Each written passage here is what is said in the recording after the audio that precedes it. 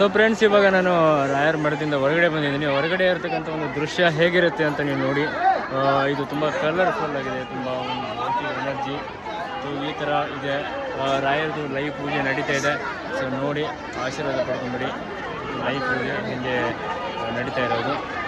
So ಈ ಥರ colourful lights ಇದೆ, ತುಂಬ ಪಾಸಿಟಿವ್ ಎನರ್ಜಿ. ಆ್ಯಕ್ಚುಲಿ ಲೈಫ್ ಇತ್ತು, ತುಂಬ ಒಳ್ಳೆ ಫೀಲ್ ಬಂತು. ಈ ಥರ ಎಲ್ಲ ಇದೆ.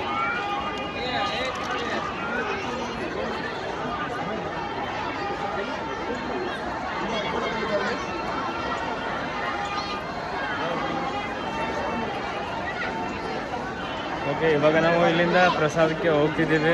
ಇವಾಗ ಮತ್ತೆ ರಾಯರ ಪ್ರಸಾದದ ಒಂದು ಸಮಯ ಈವ್ನಿಂಗ್ ಟೈಮಲ್ಲಿ 7 ಗಂಟೆಯಿಂದ 9 ಗಂಟೆವರೆಗೂ ಪ್ರಸಾದ ಸ್ಟಾರ್ಟ್ ಇರುತ್ತೆ. ಹೋಗ್ಬಿಟ್ಟು ಪ್ರಸಾದ ಮಾಡ್ಕೋತೀವಿ. ಪ್ರಸಾದ ತುಂಬ ಟೇಸ್ಟ್ ಆಗಿರುತ್ತೆ. ಇಲ್ಲಿ ಪ್ರಸಾದ ಪ್ರತಿಯೊಬ್ಬರಿಗೂ ಸಿಗೋಲ್ಲ. ಯಾರು ಹಣೆ ಬರದಲ್ಲಿ ಬರೆದಿರುತ್ತೋ ಅವ್ರಿಗೆ ಸಿಗುತ್ತೆ. ಸೊ ಯಾವ ಅಕ್ಕಿ ಕಾಳ ಮೇಲೆ ಯಾರ ಹೆಸರು ಅವ್ರಿಗೆ ಅದೇ ಅಂತ. ಸೊ ಇವಾಗ ಪ್ರಸಾದಕ್ಕೆ ನಾವು ಫ್ಯಾಮಿಲಿ ಹೋಗ್ತಿದ್ದೀವಿ.